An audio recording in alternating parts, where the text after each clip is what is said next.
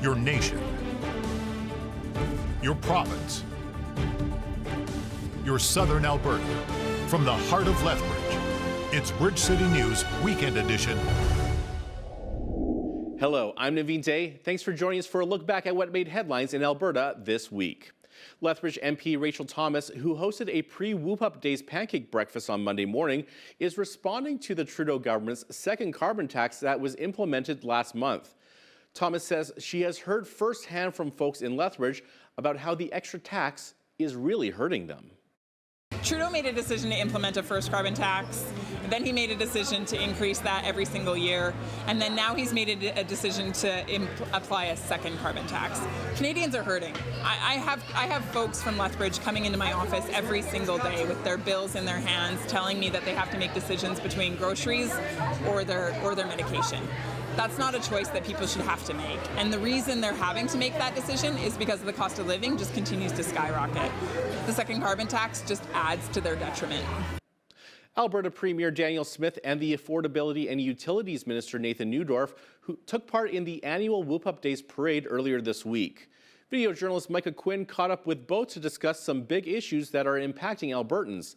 That includes the province's decision to put a moratorium on green energy, which the official opposition was not happy about. The Alberta NDP's energy and climate critic outlined her party's stance on the issue. Smith and Neudorf did not mince words with their reaction. I would actually like the NDP to be responsible, stand with us in saying that a 2035 emissions target is unreasonable, unacceptable, unconstitutional, unachievable, and stand with us in working towards 2050. We think it's actually responsible government to make sure that we fully address the entire system, the market, and how we generate power to make sure that we answer these questions, not just for today, but for generations to come, so that we can have affordable, dependable, and reliable energy. Meanwhile, here in Lethbridge, our city has been dealing with a rise in drug use and crime, along with an increase in the homeless population. Smith says the UCP is investing money into building recovery communities for people who are dealing with mental health and addiction issues. We've got the design and siting for most of the 11 that we'll be building. The first one opened just a couple of months ago in Red Deer.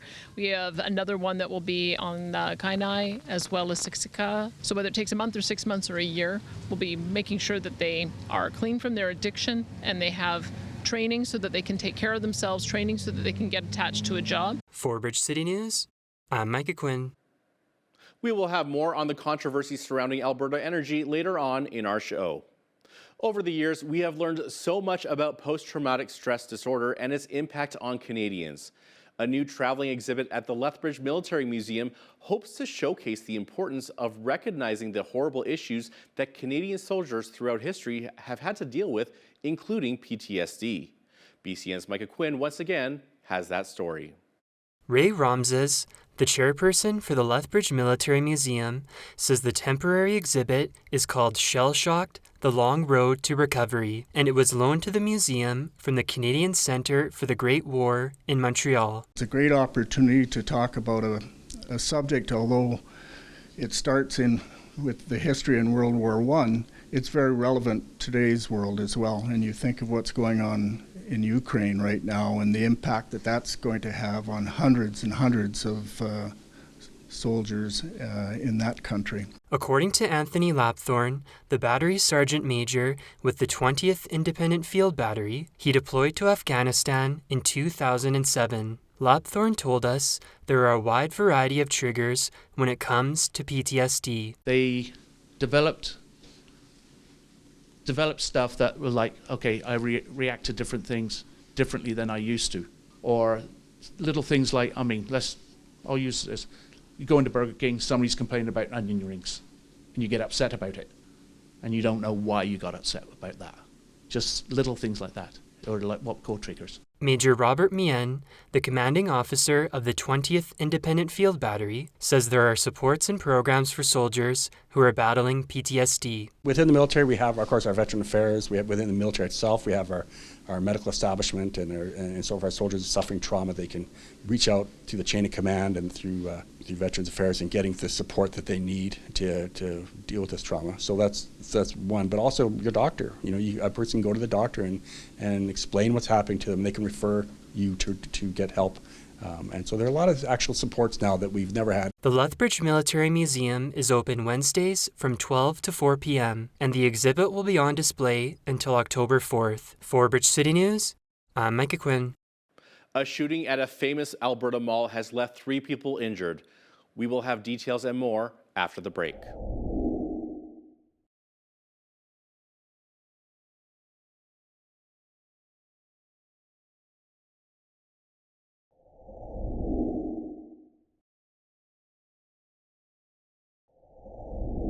Welcome back. 3 people were injured during a shooting at a parking lot at West Edmonton Mall on Monday night. Police locked down the entire shopping center for around 2 hours. Following the lockdown, police said they believe the shooting was a targeted incident. The 3 males who were shot were taken to hospital with non-life-threatening injuries. Police responded to a report of a shooting at West Edmonton Mall, and it was reported that 4 males left the mall and went to their vehicle when a second vehicle, a white-colored SUV, approached them and subsequently resulted in an exchange of gunfire. 2 of the males collapsed on the pavement with serious injuries, and the 2 others fled into the mall, one into the Wild West shooting range with gunshot wounds, while the other fled through the mall, and we do not believe that individual sustained any injuries. And at this time, the 4th male has not been located, nor have the occupants of the white SUV. That being said, we believe we've recovered the SUV that was involved in the shooting. Edmonton police say the culprits knew the victims and have not confirmed if any arrests have been made. The investigation into the shooting continues. You may remember a woman by the name of Sheila Annette Lewis, who we did a long-form interview with last winter. She was in need of a life-saving organ donation due to a terminal illness, but Alberta Health Services removed her from a high-priority organ transplant waitlist because she refused to take the COVID-19 vaccine. Well, sadly, the Justice Centre for Constitutional Freedoms has now posted reports that Ms. Lewis has passed away. Prior to her death, Lewis challenged the constitutionality of the vaccine mandate for transplant candidates, but the Supreme Court said in June that it would not hear Lewis's case. The Alberta NDP is calling on the Auditor General to look into the provincial government's decision to cut ties with DynaLife. The group provides medical lab services for Albertans. Last week, Health Minister Adriana LaGrange said DynaLife would transfer all of its assets to Alberta Precision Laboratories by the end of the year. During a stop in Lethbridge during Whoop Up Days, Premier Daniel Smith was asked why this decision was made by her government. They simply weren't living up to the terms of their agreement, which had performance expectations. And then when we attempted to find a way that we could go forward, that was their solution for us. And so that's what we're doing. We want to make sure everybody gets the diagnosis that they need, because you need the diagnosis in order to get the treatment. And we'll have a better explanation of the costs once we finish the process at the end of December, because it's a staged process to make sure that there is seamless, there's no interruption in service. David Shepherd, the Alberta NDP health critic, says this is a big mistake by the province and an investigation is needed. It's fair to say that we're talking here about millions of dollars. And that doesn't even include all of the impacts to the healthcare system, as thousands of Albertans have had crucial tests delayed or been forced to go to an ER to get them done. It's the cost of having to recollect samples, run tests again, the worsening of conditions for Albertans who've been waiting for a crucial diagnosis to determine what treatment they need. That could be millions more in billings and treatment costs. The decision to have DynaLife take over delivery of lab services in Alberta dates back to 2019 under former Premier Jason Kenney. But it wasn't until 2022 that it was formalized, and following a delay of 6 months, it fully came into effect. The Alberta government says it is investing $13.6 million into our province's technology and innovation sector. Minister Nate Glubish says the Ecosystem Development Partnerships Program will allow 19 partners to access tools and resources to help advance their concepts and prototypes for the marketplace. That includes some much-needed help for our healthcare system. When we do that well, everybody in Alberta benefits. They benefit because we have a stronger, more resilient healthcare system. They benefit from it because they get better access to better care. They benefit from it because our specialists, who are overwhelmed with enormous need to be seen and to get their advice, we are able to make sure that those specialists can see more people. Premier Danielle Smith said Alberta is the owner of the 4th largest reserves of oil and gas, and that's not going to change. Smith made the comments during a keynote address at an Energy Business Forum conference in Banff, hosted by the Canadian Energy Executive Association. During her address, Smith said that energy leadership will be the priority for the Alberta government. The world needs Alberta to continue being a strong energy producer, especially in oil and gas. Our province has come under significant pressure to stop developing and using these resources, shutting down production based on misguided policy from our federal government. But we will never give in to that. I'm here to tell you that Alberta is an energy leader and will continue to remain an energy leader for many decades to come. After the break, Alberta's Minister of Environment and Protected Areas weighs in on the province's pushback against the federal government's Net Zero 2035 plan.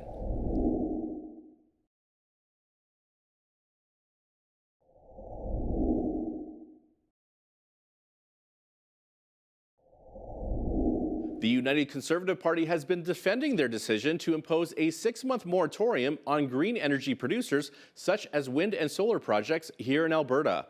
The UCP has also been very vocal about the federal government's 2035 net zero emitting electricity goal. So to break it all down just a bit more, Jeanette Roche spoke with MLA for Calgary Shaw, Rebecca Schultz, who is also the Minister of Environment and Protected Areas, to discuss the plan. We saw 75% of Canada's investments in renewables, they were in Alberta last year. And I mean, this speaks to that free market, entrepreneurial spirit that Alberta is known for. We just saw huge growth. But with that, there were also concerns raised. So concerns around how do we make sure that there's reliability in the grid so that we're not faced with blackouts, right, in the middle of winter. Making sure that people actually have access to power when we don't have renewables working, when the sun isn't shining, when the wind isn't blowing. So that was one concern. Some others were about liability and reclamation. So what happens at the end of life of wind and solar materials? So what does that look like? With the rapid growth, we had to take a look at setting some of those parameters. There's going to be, I think, 4 or 5 ministries involved in that work. This was something in my formal role, Minister of Municipal Affairs. This was one of the top things I heard at the rural municipalities last 2 conventions. And so this is something that needs to be addressed so that we have certainty moving forward. So it's a 6-7 month pause. It allows us to put all of the right parameters in place so that we can move forward. Mm-hmm. Okay, so is that mostly what the reason was before for implementing that hold? Okay. It was like, let's get it right. Let's make sure that we have reliability and affordability in our electricity grid, and then also deal with those concerns around liability and reclamation. But also there was concerns raised about, where are we putting these, right? Let's make sure that we have a way to address the concerns around setting up solar or wind on some of our prime irrigated agricultural land. How do we balance that? And so that was really the list of considerations that led to that decision. I think some clarity on this will allow us to provide more certainty as we move forward. Mm-hmm. And so it doesn't necessarily mean that you won't be investing in those projects in the future potentially, right? Well, absolutely. Renewables are absolutely a part of our energy future and our electricity future. We've seen that huge growth. Like I said, I imagine we'll continue to see growth, but there's a couple of things that we had to address before we can move forward. So with all the criticism it's coming under, how is the party sort of reacting to that, responding to that, to the fact? I think one of the biggest criticisms is that there was no consultation made with those in the energy sector. Is that true? And how's the party sort of reacting to that? So I would say that this wasn't a surprise. Like I said, when I was in municipal affairs, serving as the minister there just before the election and leading up to the spring, this was one of the top issues that was raised at those conventions. And so we committed very publicly to bringing together a number of ministries to address these very issues. Again, it comes down to making sure that we have enough base load so that we have reliability in our grid, that people have access to power when and where they need it, that we can keep power bills affordable, and that also we're dealing with end of life, liability, reclamation, also impacts to biodiversity, right? Whether that be birds, bats, and other animals. That's also something that was raised. And so we committed a number of times over the previous number of months in response to people who were asking for us to do this work, including the Rural Municipalities Association of Alberta. And so they were quite supportive, recognizing that this is an issue that needs to be addressed. We have to put some parameters around what's happening in this area. We still want to see renewable growth, and I believe that we'll still see investments in renewables as we move forward. So doesn't the 6-month halt also affect some people's livelihoods as well? How is the party sort of reacting to that part of it? I would say that for those projects that were already under development or already up and running, I mean, that will continue. This is a 6 to 7 month pause for projects that hadn't already been approved. So, if you're looking for more details on that, I would say that the Minister of Affordability and Utilities, Nathan Neudorf, would be happy to answer your questions there. But this really will give us, ideally, more certainty as we move forward. After the break, our team brings you stories from one of Southern Alberta's largest summer festivals, Whoop Up Days. Don't go away.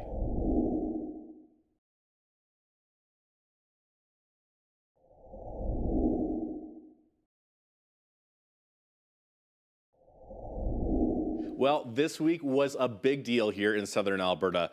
Hundreds of residents lined the streets of Lethbridge Tuesday morning as the highly anticipated Whoop Up Days parade made its way through the city's downtown. BCN's Angela Stewart has more on one of Lethbridge's most popular parades. It was all smiles and waves during the annual Whoop Up Days parade Tuesday, despite the rain. Starting at Park Place Mall, more than 100 floats rolled along the parade route, showcasing this year's theme of celebrating Canada's agriculture destination. You will certainly see that sprinkled throughout the parade, but obviously agriculture is such an important piece of the economy here, and it's an important piece of all the businesses and community groups that live and work here every day. With ties to Southern Alberta and Lethbridge and District Exhibition, leading the parade as marshal was singer-songwriter Cor Blunt. We're very thrilled to have him as part of our parade this year. He is always involved in some capacity with Whoop Up Days, but this year to showcase him a little bit, really in his hometown and his home fair, we're excited about it. Past participants of the parade say they were thrilled to have returned for another year. We love to support all the parades that we can get to within Southern Alberta, and we're proud to be here. Live long and prosper. Vulcan loves to support other communities. Streetside, some spectators even witnessing the parade for the very first time. What do you think so far? It's pretty good, but I wish they'd throw more candy. Yeah. You guys gonna go to Whoop Up Days? Maybe. We don't know yet. Until Saturday, Exhibition Park will be hosting the rest of the Whoop Up Days celebrations down on the grounds. For Bridge City News, I'm Angela Stewart.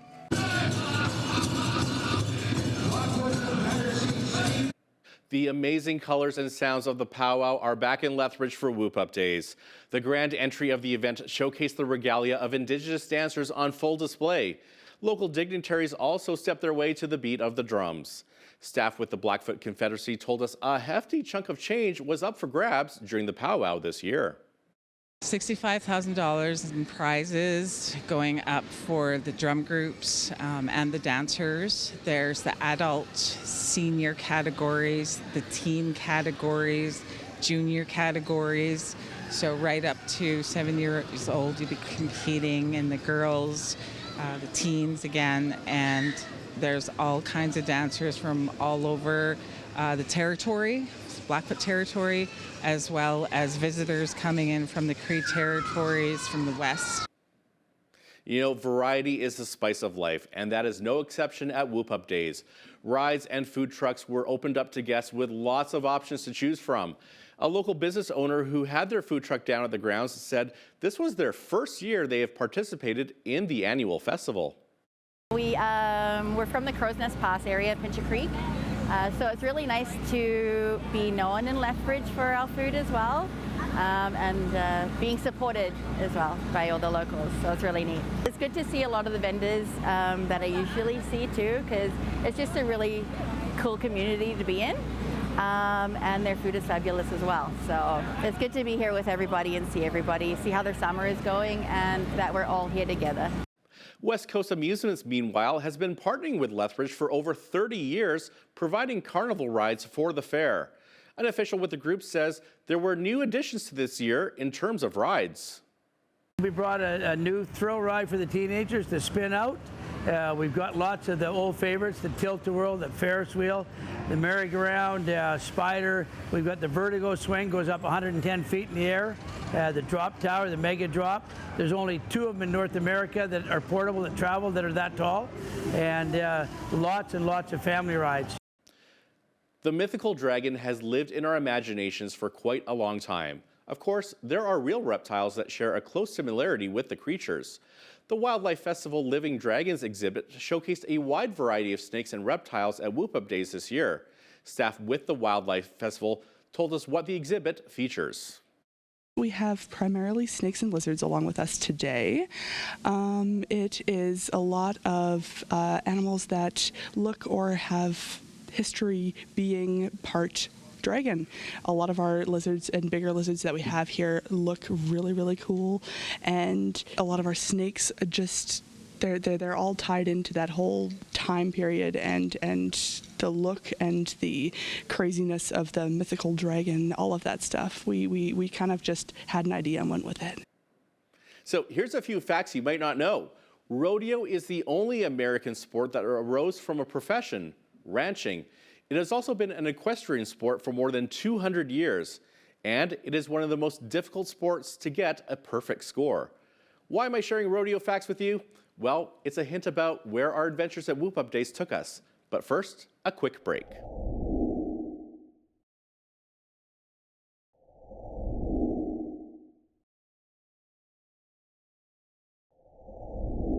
Welcome back. We continue our journey through Lethbridge's famous Whoop Up Days. And now it's time to check out what we saw at the rodeo. Over 3 days, world, Canadian, and Stampede champions faced off against each other to win some serious prize money. I caught up with the executive producer for Lethbridge Pro Rodeo, Keenan Vine. He says the stakes were so high this year, there was no shortage of action to see in the arena. Tell us a little bit about Lethbridge Pro Rodeo and what all goes into making this happen. Yeah, so Lethbridge Pro Rodeo is one of the top 10 largest pro rodeos on the circuit in Canada. So there's a lot going on. The top contestants from around North America and the world are coming to Lethbridge to compete. You know, Thursday, Friday, Saturday performances, of course, 7 p.m. performances here at the grandstand at Whoop Up Days, as well as the relay races. So our Indigenous relay racers go immediately after the rodeo. Essentially, it's all a 2-for-1 show. And they are some of the top teams in North America coming here to race it for the relay racing. And the action is just exciting for both the rodeo and the relay racing. It's unbelievable.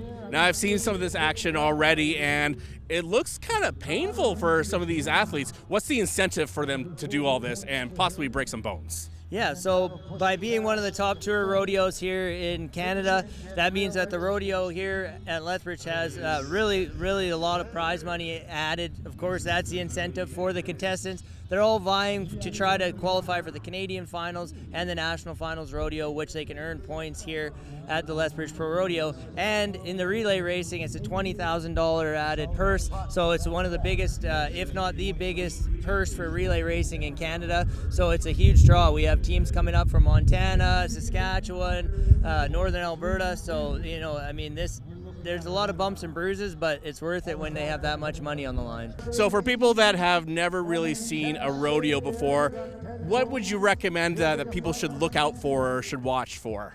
Well, of course, the crowd favorites are the bull riding, the saddle bronc riding, the classic events of the rodeo. But, here we start off the rodeo with the ladies barrel racing. It's fast-paced. It's a race. Everybody loves a horse race, and, of course, the ladies event. And then we also started last year doing the ladies breakaway roping, so that's the only 2 events in the rodeo that are only women, and it's another great event to watch. So those are some of the events you're going to come out and see here when you're at the Whoop Up Days, and then, of course, cap it all off with the relay races. And for the first time ever, the Blood Tribe and Ag Society held its rodeo finals on Tuesday and Wednesday at Whoop Up Days. According to organizers, the focus was to bring in that professional atmosphere and put on a top-notch rodeo with contestants. And we caught up with one of those contestants shortly after winning his steer wrestling competition. Okay, how long have you been a steer wrestler? I've been a steer wrestler for about 15 years now. 15 years? Okay, I would imagine this wasn't the first time you've won. Yeah. It was? No.